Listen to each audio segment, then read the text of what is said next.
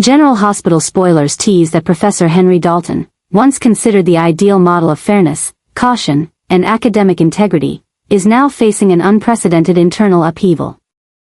He has witnessed countless students make mistakes, but never has he felt so bitterly and deeply betrayed as when he discovered the truth about Jocelyn Jack's actions.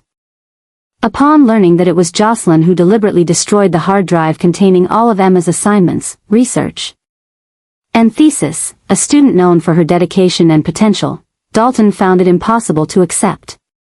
To Dalton, this was no longer a personal incident, but an act that crossed the boundaries of morality, a direct assault on the trust he had placed in the younger generation and on the very essence of teaching and nurturing intellect. Jocelyn had not only sabotaged a fellow student's hard work but also dragged Dalton's own sense of honor into a quagmire he never thought he'd face. Sleepless nights began to engulf him. He couldn't stop thinking about Emma's disappointed and silently wounded eyes when she was denied the research assistant position she had so rightfully earned. And then, when the truth came to light, all of Dalton's emotions erupted: guilt for not realizing it sooner, anger at being deceived, and above all, fear that someone like Jocelyn, within the system, could destroy everything he had tried to build. From a professor who once maintained impartiality and distance from his students, Dalton began to grow biased, not because of personal affection for Emma, but because he sensed she was being unfairly harmed, and he couldn't allow it to continue. His growing obsession was no longer just concern for Emma, but a profound unease about how young people like Jocelyn could corrupt an academic environment with trickery, lies, and hidden motives no one could foresee. He began to watch Jocelyn closely, not with the hopeful eyes of a teacher seeking improvement, but as someone preparing for confrontation, ready to expose and prevent the serious consequences that could arise from a distorted mindset. Every step Joss took, every glance, every reaction, Dalton analyzed it meticulously. And what he saw did not reassure him; on the contrary, it convinced him that he had to act, to protect the other students, to protect Emma, and to preserve his own integrity before it was too late. No longer a silent observer, Dalton stepped out of neutrality. He summoned advisors, held private meetings to review assistant selection criteria, quietly altered student evaluation procedures, and subtly eliminated Jocelyn from any opportunities that could advance her. He knew this could stir trouble, but he was ready for the consequences, because he believed that a righteous act, even if it shakes everything, is worth far more than silent complicity. This action triggered a chain reaction. Jocelyn, who had been trying to keep everything secret, began to feel cornered. Pressure from her work at the WSB, guilt over Emma, lies to her mother, and now Dalton's increasingly cold demeanor, all compounded into a growing weight, making Joss feel like she was standing at the epicenter of a ticking time bomb. And then, the atmosphere at the university, once calm and disciplined, began to turn heavy. Rumors spread about someone being banned from research programs, suspicious looks, whispered conversations in hallways gradually turning into public discourse. Emma, though unaware of the full truth, sensed that someone was standing up for her. It made her stronger, but also uneasy, because part of her still hoped that Joss wasn't the one behind it all. Dalton knew the truth couldn't stay buried forever. But he also understood that if he didn't act now, the consequences wouldn't just be a destroyed assignment or a hurt student, it could mean an entire generation corrupted by moral decay and complacency with wrongdoing. And in that very moment, he realized that this was no longer just a teacher's battle with a student, it was a battle of principle, against the dangerous slide of ethics, the arrogance of the guilty, and secrets never meant to see the light. A storm was coming, and Dalton would be the one to ignite the first wind. Professor Henry Dalton, who had always taken pride in ideals of fairness, discipline, and academic ethics, now faced one of the greatest shocks of his teaching career. Jocelyn Jack's actions not only enraged him but tore a deep rift in the mind of a man who had long believed that education could reform even the most lost of souls.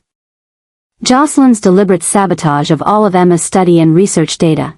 Emma, a diligent and promising student, shattered every boundary between a simple mistake and a calculated betrayal. To Dalton, this wasn't just dishonesty or toxic competition, it was a clear sign of a dangerous corruption infiltrating the classrooms and minds once thought pure. The disappointment and fury rose sharply within him, compelling Dalton to act, not only to punish but to stop a far greater danger looming beneath layers of justification and pretense. But what made the situation even more alarming was the emergence of Agent Jack Brennan, who had once approached and recruited Jocelyn into the WSB, and now appeared to be manipulating and exploiting his influence and power to control young students like pawns in a complex political game. Dalton began to realize that Jocelyn's misconduct wasn't merely the result of personal selfishness or ambition, but a consequence of a dangerous chain reaction caused by forces he had only ever imagined in vague news reports. The truth began to surface. Brennan was not just a regular agent, but a man harboring dark secrets, with unclear motives and methods so sophisticated that he would stop at nothing to achieve his goals, even if it meant destroying young minds still on their path to growth. With the facts becoming clearer, Dalton felt he could no longer stay on the sidelines. But instead of removing Jocelyn, he made a surprising and risky decision. He offered her a proposal, bold and dangerous: cooperation. He asked Jocelyn to join him in exposing Brennan's shady dealings. This was not forgiveness. Nor was it a sign of weakness. It was the cold calculation of a man who understood that to defeat a dangerous force, one might sometimes need the help of someone who had fallen. Jocelyn, dragged by Brennan into a deadly game, now had a chance to turn back, to atone, and perhaps save the last piece of conscience left in her. Dalton was betting on her choosing the right path. He wasn't naive enough to think she would change overnight, but he believed that someone who had crossed the line of morality could still find their way back, if given a real chance. The offer hit Jocelyn like a sudden blow. She never expected the man who looked at her with such anger and profound disappointment to be the first to open another path, a way out of the nightmare she had plunged herself into. At the same time, she felt cornered. If she accepted, she would have to turn her back on Brennan, the man who once promised her glory, who told her that with loyalty and silence, everything she wanted would be hers. But if she refused, she would lose everything: her reputation, her opportunities, and more importantly, the remaining part of her humanity. Dalton said little. He didn't beg or persuade. He left the choice to Jocelyn, with just one message: we all take the wrong path sometimes. But what matters is whether we dare to turn back.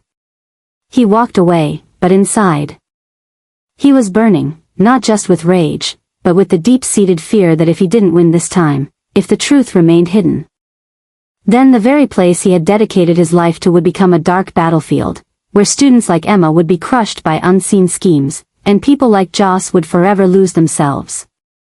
From that moment, a fragile but dangerous alliance was formed. Jocelyn entered the fight not as a hero, but as someone desperately trying to pull herself out of the abyss of guilt. Dalton, with all his experience, resilience, and rationality, now stepped into a confrontation where there would be no room for compromise. Though they came from vastly different starting points, both now shared one common goal: to expose Brennan, to reveal the truth, and to reclaim the values they had lost. And as Dalton's obsession grew, when he couldn't sleep at night thinking of all that remained hidden, he knew the flame of justice had been lit. Not just within himself, but also within the young woman standing at the edge of her final chance to save her soul. This was no longer a battle between teacher and student. It was a war between darkness and light, between lies protected by power and truths waiting to be uncovered. And once it had begun, there was no turning back. The story Jocelyn finds herself entangled in is becoming increasingly warped, dangerous, and haunting as she begins to realize that her freedom is being suffocated beneath the guise of a noble mission called the WSB. What Brennan once promised: career advancement, honor, and a vital role in national security, now feels like a deceptive illusion, a snare designed to trap her in a dense web of orders, manipulation, and control. Jocelyn, once a firm believer in justice and fairness, now feels like a puppet in a play she didn't write. She is no longer an agent working for an ideal, but an individual distorted by invisible impositions and the quiet threat lurking behind Brennan's every nod and directive. In the moment she realizes she's lost control of herself, fear begins to set in. Not fear of the outside world, but the growing horror within, that she's lost who she truly is, that her actions are no longer choices, but coerced responses to powers she cannot defy. Brennan's manipulation is no longer just professional guidance, it has morphed into a psychological cage, pushing her into mental disarray, inner isolation, and the eventual unraveling of her identity. Each time she silently complies is another step away from the values that once grounded her. And this quiet implosion is leading to an inevitable disaster, a collapse of the self, an existential crisis wrapped inside the steel shell of a young agent. Jocelyn feels everything around her is distorted. Everyone she encounters, Carly, Emma, even Dalton, mirrors fragments of the real self she has denied. Brennan, meanwhile, tightens his grip with increasingly ambiguous orders, organizational demands, and veiled threats cloaked in the language of sacred duty. She's been severed from all genuine connections. Every call with her mother is now a carefully scripted conversation. Every interaction with friends is an orchestrated performance designed to raise no suspicions. But behind that mask is a Jocelyn on the verge of shattering, losing direction, descending into a quiet madness she no longer recognizes. Brennan's control has surpassed organizational boundaries. He now interferes in her personal choices, what she can study, who she can meet, even what she's allowed to think. His seemingly casual commands carry implicit threats that have formed a psychological prison, where every deviation is watched, judged, and punished. And when Joss tries to resist, to reclaim even a sliver of autonomy, she only sinks deeper into a swamp she can't escape. That resistance becomes a signal for Brennan to tighten surveillance. The stronger her pushback, the harsher the suppression. A maddening spiral begins, in which Jocelyn becomes the embodiment of a psychological nightmare, quiet but violent in its intensity.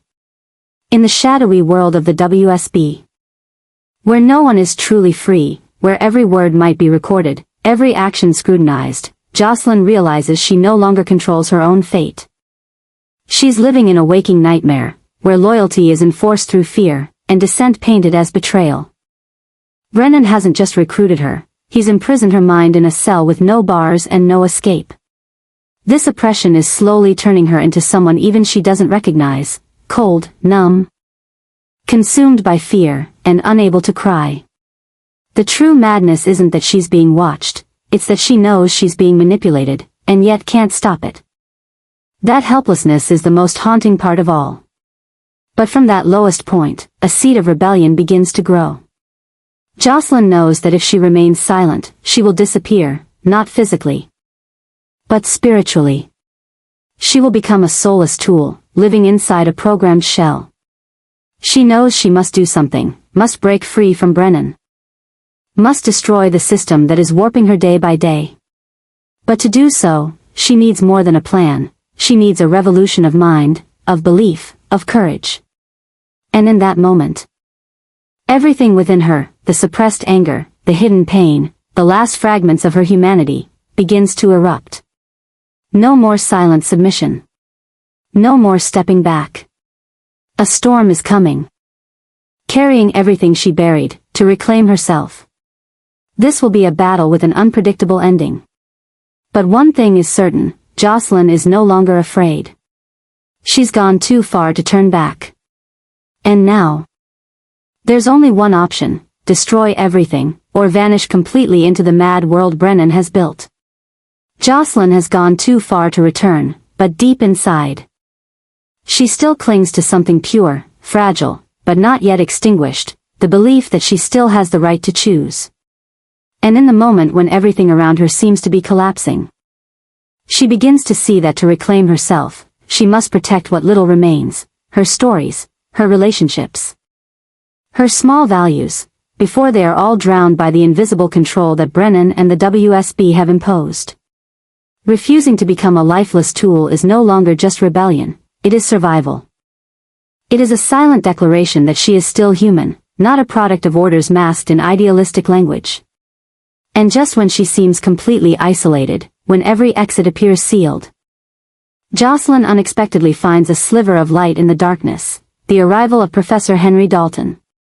A man who once hated her, who was disappointed and even scornful of her actions toward Emma, but also the only person still clear-headed enough to see through the moral illusion the WSB has built. Dalton, with his relentless pursuit of truth and justice, has realized that the true danger isn't in Jocelyn's personal mistakes, but in the hand that manipulates her, Jack Brennan, and the power structure behind him. And so, a wild yet not impossible vision begins to take shape. If Jocelyn and Dalton, two people once standing at opposite extremes, choose to work together to take down the very system that imprisoned her and distorted the truth, it will no longer be a personal rebellion. It will be a psychological storm, a chain reaction threatening the silent grip the WSB holds over everything. A current agent and a disillusioned academic joining forces is not just unexpected, it's a devastating blow to a system that thrives on fear, silence, and total obedience. In that moment, all definitions of loyalty, duty, and truth begin to unravel. Jocelyn, once both victim and accomplice, now stands at a crossroad that could determine many others' fates. Continue serving an organization that controls her every breath, or turn against it and risk everything, even her life, to reclaim the truth. Dalton, once a staunch believer in the system, now understands that some things lie beyond academic reasoning. That there are moments when silence is a crime, and he can no longer allow himself to be a bystander. But this alliance, if it forms, won't be confined to secret plans or whispered exchanges. It will be an explosion, a new obsession growing inside them both. For Jocelyn, the fear is of being exposed, expelled, or worse, purged by the WSB like others before her. For Dalton, it's the fear of being silenced forever, of having the truth buried with him if he fails. The pressure from the organization, the seemingly unbreakable boundaries, tighten even more, because Brennan no longer trusts anyone. Every hint of rebellion will be crushed at the root. And in this madness, the most absurd things begin to make sense. A girl who once sabotaged a classmate now becomes the last hope for truth. A professor who once lectured on logic now acts on emotion and instinct. An agency once seen as a shield of the nation is now a symbol of coercion, manipulation, and cruelty. And the alliance between Jocelyn and Dalton, fragile, dangerous, becomes the spark for an uprising deep within a system believed to be unshakable. If they fail, they will vanish without a trace. But if they succeed, everything will change, not just Brennan's downfall, but the collapse of a system that must finally bow to the truth. But it won't come easily. It will come with blood, with tears, with loss. And in that madness, it is courage, humanity, and the ability to forgive, even themselves, that will be all they have left to hold on to. Because in this war, no one is innocent. But some, even those who've fallen, still deserve the chance to stand up and fight for what is right, one last time. Carly, the mother who once would have sacrificed everything to protect her daughter, now finds herself at the center of a spiraling madness she never saw coming. For years, Carly had witnessed the ups and downs of Jocelyn's life, every tear, every heartbreak, every failure that led to growth. But never had she felt so distant from her daughter. Never had the space between them been measured by silence, lies, and deadly secrets. Now, between her and Jocelyn stands a man named Brennan, a lover she once trusted. Once saw as a new beginning after years of turmoil. But that name has now become the dividing line between trust and betrayal, between love and fear. Between maternal instinct and the collapse of everything she believed in. Carly no longer knows what to believe. The strange signals from Jocelyn, the changes in her eyes, her voice, her behavior, leave her deeply unsettled. And Brennan, once tender and attentive, has become so guarded he feels dangerous. Every time Carly tries to ask about Jocelyn, Brennan smoothly deflects. Every time she wants to know about her daughter's job, about why she's become so distant, Brennan feigns concern, offers comforting words, but never the truth. It's as if Carly is trapped in a maze where every door leads to more questions instead of answers. And the worst part is the feeling that she's being forced to choose, between the man she loves and the daughter she barely recognizes. The truth is, Carly is torn. Not just by emotion, but by instinct. Her heart still wants to believe Brennan, because if she doesn't, everything she's invested in this relationship will feel like a lie. But a mother's instinct is rarely wrong. And that instinct is screaming that Jocelyn is in danger. That her daughter isn't just going through a rebellious phase or growing up, but is being imprisoned by a force even Carly can't fully comprehend. She feels the darkness creeping into every corner of her family, every word, every glance from people she thought she understood. Meanwhile, the secret alliance between Jocelyn and Professor Dalton is quietly forming but increasingly threatened by invisible vulnerabilities. Brennan, with his power and manipulation within the WSB, has begun to grow suspicious. His careful movements have shifted into active surveillance, monitoring, and preemptively crushing any sign of dissent. Jocelyn and Dalton know they're in a race against time. One mistake, one slip could bring the entire plan crashing down, and the price might not just be their careers or reputations, but their very lives. At that critical moment, Carly becomes the greatest variable. If she sides with Brennan, she could unknowingly help destroy everything Jocelyn is fighting for. But if she chooses Jocelyn, she'll have to abandon the man she finally let into her heart after years of guarding it. It's a choice that seems impossible, but the longer she delays, the more urgent it becomes. Because Brennan is not the kind of man to let anything slip from his control. And if he suspects Carly is beginning to doubt him, his retribution will come faster than anyone can imagine. So Carly begins to investigate. Quietly, she observes, compares Brennan's words and behaviors with Jocelyn's unusual actions. And as the puzzle pieces begin to fit together, a terrifying truth comes to light. Brennan isn't just controlling Jocelyn, he's using her as a pawn in a much larger, darker plan. Where loyalty is measured by the capacity for destruction, and silence is bought with empty promises. She knows she can't stay silent any longer. When Carly finally confronts the truth, her first reaction is fear. But then comes rage, a primal fury of a mother deceived, a woman used, a person who once believed in good only to see it twisted. She doesn't need anyone to tell her what to do. She knows. She chooses, she will stand with Jocelyn, no matter the cost. But that decision isn't just a rejection of Brennan. It's a declaration of war. And Carly knows, once she steps into this battle, there will be no turning back. She will face Brennan, the organization behind him, and the interwoven lies and power plays she never imagined existed. The plan that Jocelyn and Dalton had carefully built is now more endangered than ever. Carly's involvement shakes everything, not only because of what she knows, but because now Brennan will see her as a threat that must be eliminated. And from that very moment, the madness begins to explode.